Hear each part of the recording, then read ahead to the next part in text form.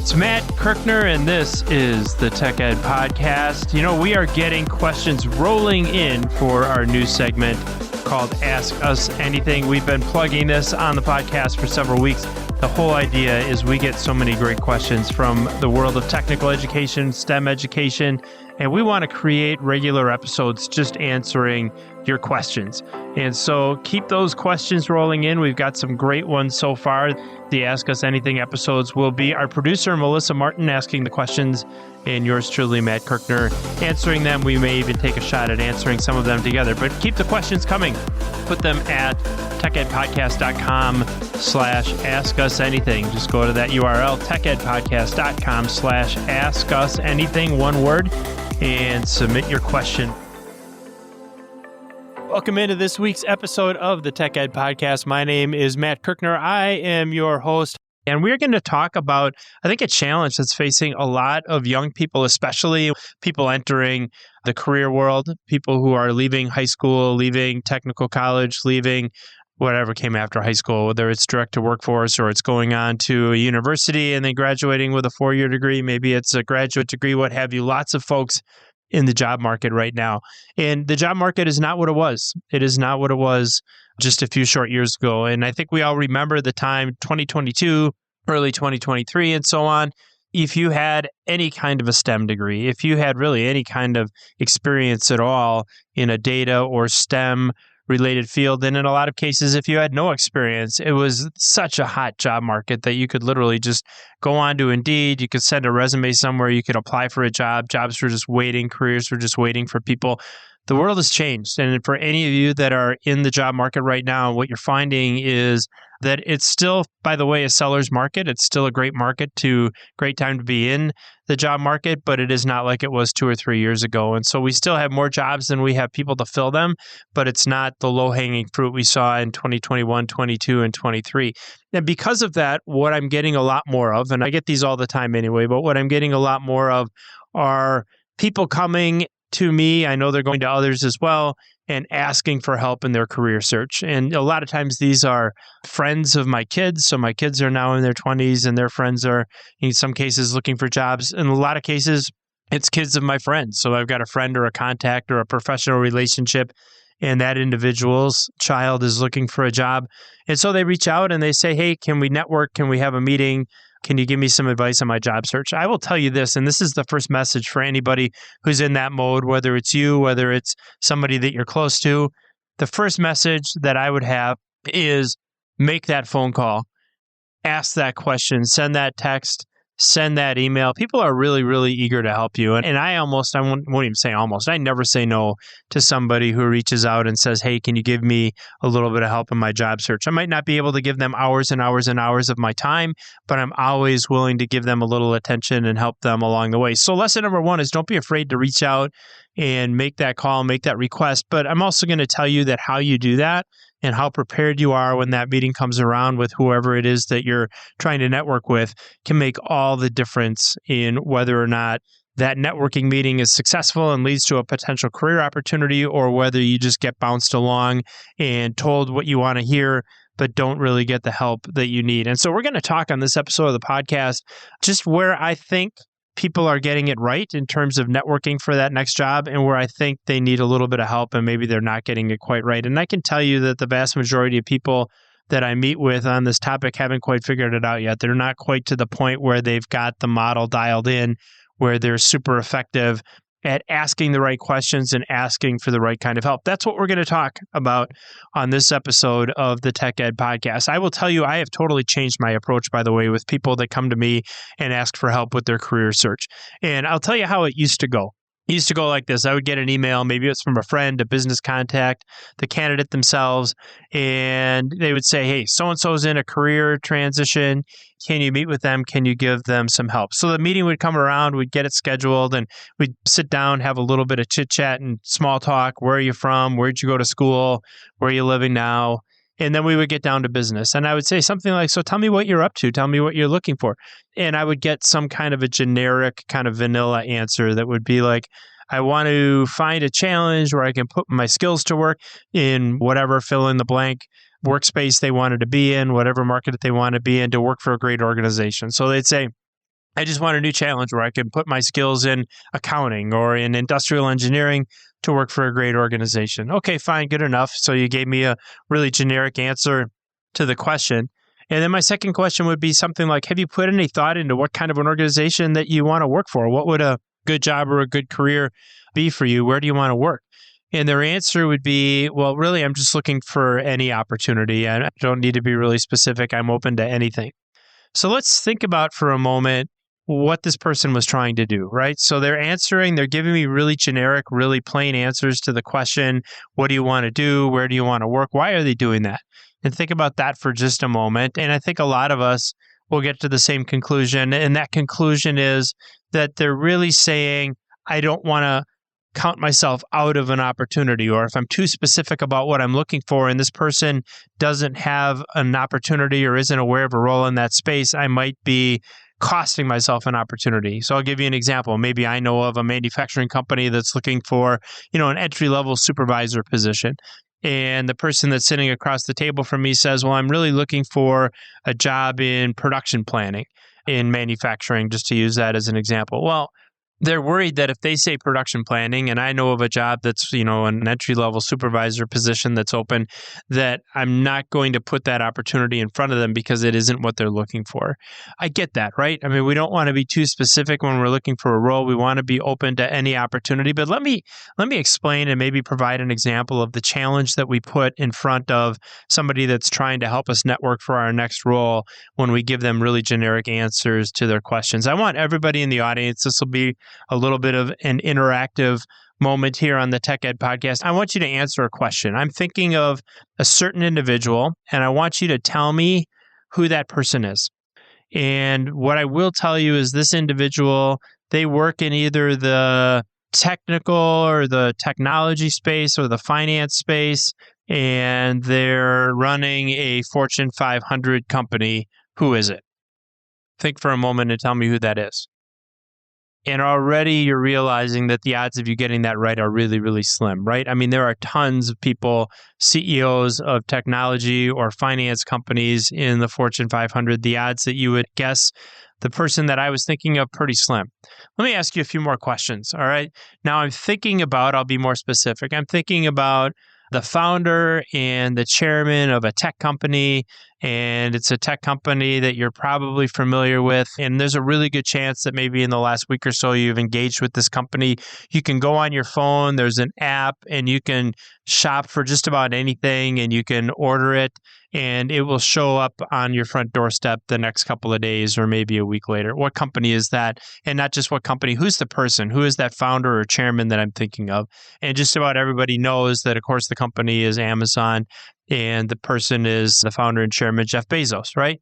So now you had a really specific question, really specific answer. Let me give you another one. This person leads a company in the aerospace market, in the space market. They also lead a major social media platform that everybody has heard of.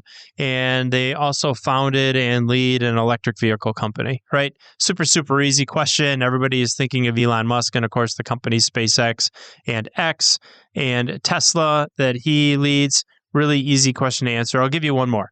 I'm thinking of a person who recently announced their retirement. They're deep, deep, deep into their career. One of the wealthiest people on the planet. They live in Omaha, Nebraska. They've had a frugal lifestyle their entire life, and they lead a huge investment company, at least until the end of the year when they're retiring. Okay. Almost all of us know that that person is Warren Buffett. Super easy, relatively easy if you're paying any attention to finance, to technology, to the news, to people in the news. Those are all pretty easy questions to answer, right? Who doesn't know Jeff Bezos or Elon Musk, or for that matter, Warren Buffett? Well, here's the reason I bring up this example. When you ask specific questions like that, immediately your brain goes to somebody. You've got something to lock onto. You're starting to prime your brain to think about possibilities. Even when I say founder and chairman of a tech company, you're starting to narrow in on what I'm thinking about. That is the way the human brain works. The more information we give it, the more specific of an answer we can provide. That's not any advanced neuroscience. It's pretty much common sense. Well, let's go back to that first question I asked when I said, hey, I'm thinking about a person who leads a Fortune 500, either tech or finance company. That is the kind of challenge you are giving to somebody who's helping you through your career transition when you say, I'll do anything for any company, really, I'm open to any opportunity. Because the truth of the matter is, there's almost no way to answer that question. Your brain doesn't lock onto anything. You don't think about any individual company or any individual market space or so on in terms of where this individual that you're networking with, or in my particular case, I'm sitting across the table from a candidate. There's no ability for me to be able to say, here are some folks that I could connect you with. All right. So you're trying to be amiable, you're trying to be open, you don't want to box yourself out of a position. The irony here, folks, is that in doing that and giving that really generic answer to the question, you're boxing yourself out of opportunities, because the person on the other side of the table, this person that you have gone to because you want their help in finding a job, has no idea where to send you, who to refer you to, what direction that you could go. It's really, really hard to solve that problem for somebody. Let's think for a moment, though, about a better way of doing this, right? Rather than just going on this vague depiction of where you want to go with your career, and me as someone who's trying to help you grasping at thin air, here's what I do now. And every time I get one of these meetings, I invite the candidate or I invite the individual who's reaching out to me and saying, hey, I want to meet with you to network for my next job opportunity. I actually send them a magazine column that I authored at the end of 2024. I think it was published in December of 2024. I think, as the audience knows, every single month I write content for Gardner Business Media. It's published in several of their trade magazines. And so I just wrote a column on this in December of last year. And we'll link that up in the show notes, by the way. So if you want to check that magazine column out, we'll link that up in the show notes. You can read all about what you're hearing today on the Tech Ed podcast. So now let's talk about a better way. Let's take this new approach. Rather than politely closing the meeting and wishing these people luck in terms of where they should go or where they could go with their career opportunities, I invite them now in advance of that meeting to be super, super specific, the more specific they can. Again, the irony of being polite is that in saying that you're open to any opportunity, hoping not to cost yourself an opportunity, is that you make it impossible or almost impossible for me to be able to help you. And to think about this another way, who am I more in a position to be able to assist? Is it someone who says they want to put their skills to work for a great organization? Or someone that says, I've always dreamed of working for a world-class manufacturer, or I've always dreamt of being in the world of private equity, or I want to work for an investment bank, or I want to work for a media company, or I'd love to take my career to an events management company or to a sports franchise. I mean, whatever it is that you're dreaming of doing, whatever job you are seeking, whatever you think your skills are specifically and uniquely appropriate for, that is the role. That is the job that you should be asking somebody to help you find. So the first lesson here is, let's be as specific as possible. If they say, hey, I'm looking for a job in manufacturing, my mind will immediately go to manufacturing companies that I work with. Whether it's I live in Wisconsin, I can tell you I have contacts at every major Wisconsin manufacturing company. And in most cases, I know, the CEO of that company, of all the largest manufacturing companies in the state of Wisconsin. So I'm in a much better position in that case to help this individual if they're asking for specific referrals to specific companies or a specific marketplace that they think that they want to be in. If they say, I want to be in private equity or I want to be in finance, guess what? I have tons of friends serve on boards of organizations that are in that space. I can send them in the direction that they want to go. So the first thing is, think really hard about what market you want to be in. Do you want to be in manufacturing? Do you want to be in finance? Do you want to be in nonprofits? I mean, whatever that is, be specific about where you want to go with your career. The next thing I ask people to do is be really specific about the kind of position that you would see yourself in. If it's a business development role in a manufacturing operation, well, then say that. If you want to work in data science or data analytics in industrial companies, say that. If you want to work as an analyst in a finance or a private equity organization, then say that. The more specific you can be, the more my brain is going to start thinking about the answer to the Jeff Bezos, Elon Musk, or Warren Buffett question. I'm getting really, really specific. Now I know where to send this person. Now I know how to help them. the final question that I asked them, and this was actually a lesson that I learned from a great friend of mine when he was doing a job search. This goes back about 10 years. And he was so specific as to research and make a list of the exact precise companies that he would like to work for or that he would like to work in. So he literally had a list of precise businesses. There were like 25 of them. He had done his research. He knew the culture of the company. He knew the products of the company. He knew the operations of the company. So he knew everything about these businesses, and he had a list of 25. And when he would sit down in a networking meeting, he would put that list in front of the individual with whom he was meeting, and he would say, do you know anybody at these companies? And he said it was absolutely magic how when he started doing that, his networking meeting went from people racking their brains to think of anybody to people going through the list of 25 companies and say, you know what, in 20 of these 25 companies, I really don't know anybody. I can't help you. But in these five companies that you have identified, I have contacts in every single one of those businesses. And I would be happy to refer you to that individual or to somebody that I know within that company. So really, really specific. So think about what we've done. We're answering 3 questions before we even go into our networking meeting. We're answering a question about what market space do we want to be in. We're asking a question about what is our dream job and what would we really see ourselves excelling in. And we're saying this is a list of 25 companies, and maybe the list is 20, maybe it's 40, but these are the kinds of companies that I would want to work for or work with. And I will also tell you that those companies will take a look at whoever you're meeting with, will take a look at your list of companies. And even if they don't know somebody in an exact company, they may say, hey, I don't know somebody at Siemens, but I know somebody at Rockwell Automation. That's a really similar company. Would you be interested in a referral to that company? So those are the 3 questions that we want to answer when we are going into our job search networking meetings.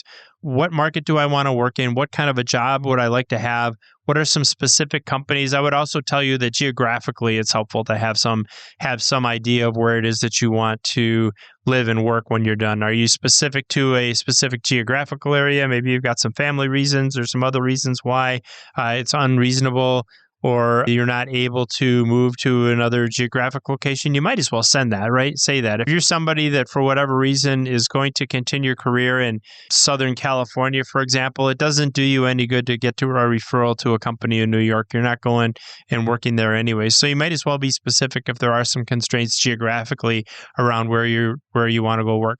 Now, you can deliver all of this in a way that doesn't sound like you're being too specific or you're being too difficult or you're being too picky.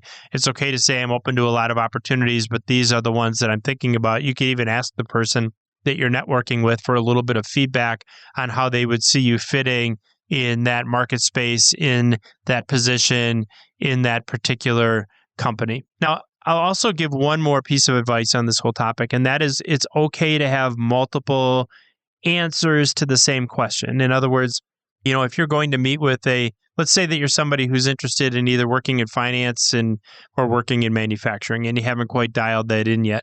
Well, it's okay to have a list of companies and kind of a little bit of a description for yourself that's specific to the finance people, and then another one that's specific to the manufacturing people.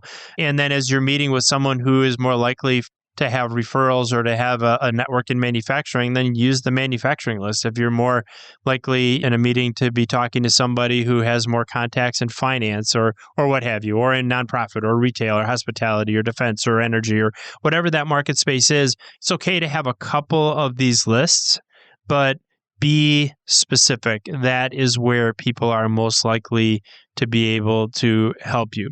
I'm also going to tell you that this podcast episode is one that I am now going to send and will be required listening for anybody that reaches out to me and wants to network about what their next career opportunity is. Take a listen to this podcast and understand what it is that I'm looking for and why it's important to be specific. I would also encourage anybody who maybe isn't a job seeker, but is somebody who is getting the same kind of referral and networking calls that I am, to use the same approach. And what I've found over the course of the last year is inviting candidates to be way more specific in advance of our meeting. They come to the meetings way more prepared, and I'm in a much, much better position to help them. I can tell you as we close out this episode of the podcast, there's almost nothing more rewarding to me than when I have an opportunity to sit down and spend time with a person who's taking that next step in their career, and I make some referrals for them, or I connect them to some people, and one of those referrals or connections leads to a career opportunity. And I can tell you it happens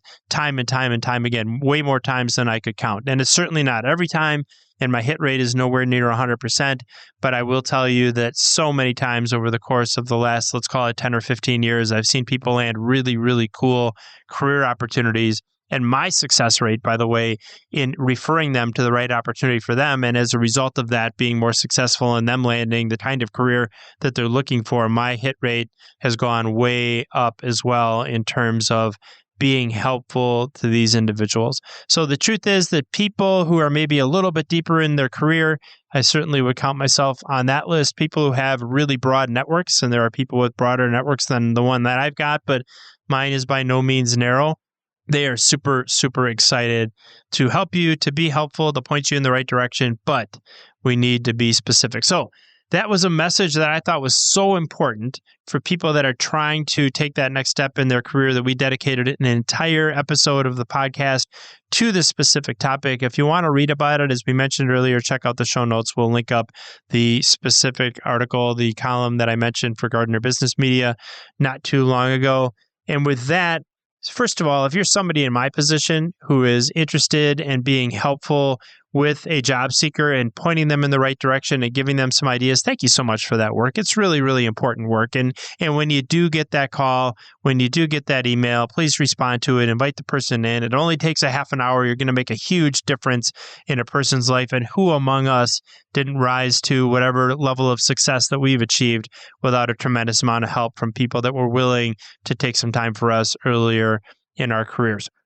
So with that, for our job seekers, and this is the message I leave with all of the job seekers, all the people that reach out to me looking to network for new positions, you are on a journey.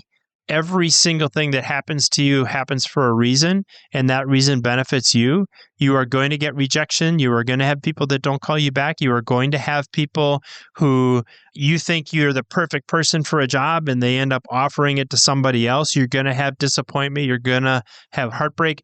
That is what life is all about. But the truth of the matter is, stay after it, because I can tell you every single one of us have dealt with a little bit of those types of obstacles in one job search or another. And I can tell you unequivocally that every time I had a setback when I was looking to take a new step in my career, I can look back on that and say it absolutely happened for a reason, and I ended up in a better spot. So stay after it, keep reaching out, keep looking for the perfect opportunity for you.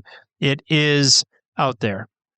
And I want you to remember that as you continue your job search. I want you to remember to tune into the Tech Ed Podcast every single week. We'll be back next week, of course, with another incredible guest, and really, really excited for next week's episode. In the meantime, check out the show notes. We have the best show notes in the business. You will find those at techedpodcast.com/ and listen to this. It's accelerate, right? Like accelerating your career search. So it's techedpodcast.com/accelerate, ACCELERATE. When you're done there, of course, head on over to social media. You'll find us all over social media, whether you are on Instagram, whether you're on Facebook, whether you are on TikTok, LinkedIn, it doesn't matter. You will find us all over social media. And one parting comment, don't forget to submit those questions to Ask Us Anything.